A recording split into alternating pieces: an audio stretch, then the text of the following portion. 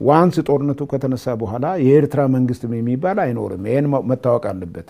ሶ ጂኦግራፊውም ይቀየራል። ፎር ዛት ማተር መንግስቶች ይቀየራሉ፣ ጂኦግራፊውም ይቀየራል። ዝም ብሎ አይነት አይደለም፣ በቀጠናው ማለት ነው። ለምሳሌ ያክል በኢትዮጵያና በኤርትራ መካከል ያለው ዲማርኬሽን የለም እኮ።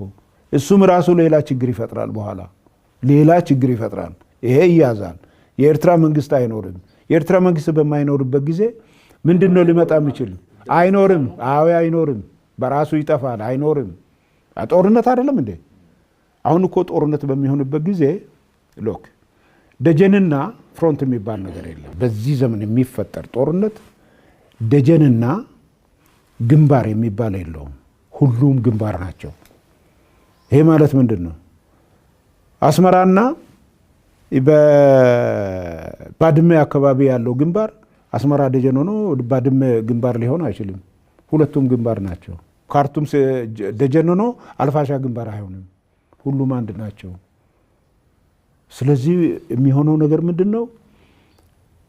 መንግስታትም ይቀያየራሉ። ጂኦግራፊም የሆነ ያን የሚፈጠር ነገር ይኖራል። አሁን ይሄ እዚህ ይሆናል፣ ይሄ እዚህ ይሆናል ብዬ ያን ማድረግ አይችልም። ነገር ግን ሪዛልቱ ይሄ ነው። ይሄ ግን አያስፈልግም።